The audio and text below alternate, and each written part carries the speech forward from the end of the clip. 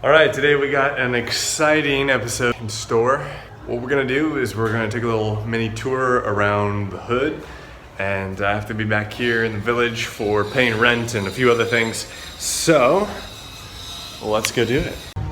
Alright, we are here in the Phnom. There's not yet an actual quarantine or lockdown here in Cambodia yet, but there's rumors that it's gonna be starting soon. So I wanted to give you a little tour of the hood before we begin. A lot of these empty lots with a whole bunch of junk and trash right next to houses. One of the main things that runs through this village is this. It's like the stream of all this. I don't know, what is it? Like in a open line. What is it inside of there? Smelly river, all the waste from the house. Is it even like poo? We're not sure if it's poo, but it's pretty black. I would not touch that. A lot of businesses have already shut down. That used to be a tailor shop, but they closed.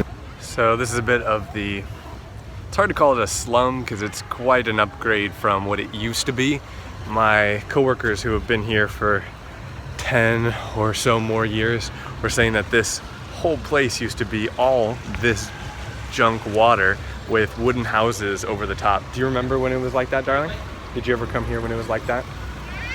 So we got some of my coworkers sent me pictures of what it used to be like, and now you can see they've put the infrastructure to at least redirect this smelly river stream, and then people are starting to upgrade their housing. A lot of the people who were living here though got relocated to like under the bridge, and those houses were like temporary houses that have continued to be housing for them, and it's not so great. I would say it's not much of an upgrade.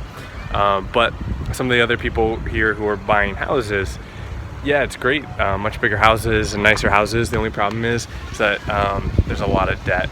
So it's really dangerous for anyone to lose their job, which is why it's been a little tricky with all the COVID-19 stuff with people losing jobs, and so that could mean a lot of loans defaulting soon.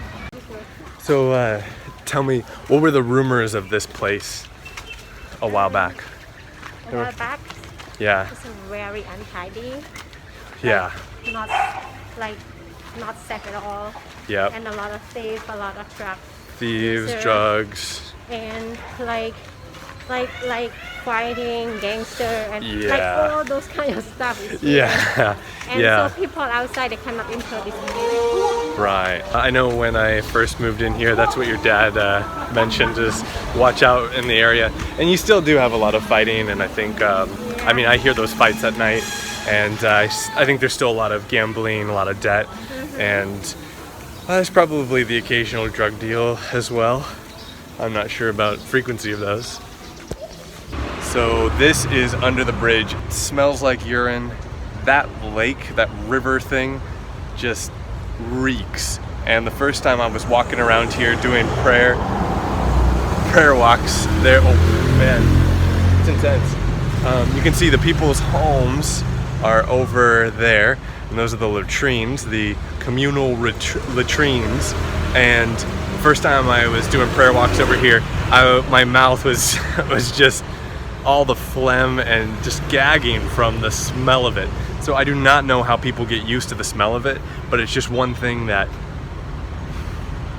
I just take way too much for granted. I take way too much for granted. And that's why it's been really good for me to be here in the village and to, yeah, I have a lot to learn. I'm really glad we could capture a moment of speechlessness on my part there under the bridge.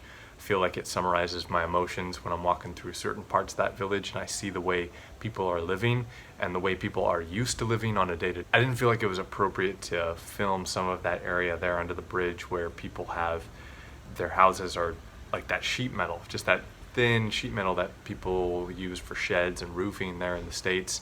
Like, that's someone's house and it's about the size of a room.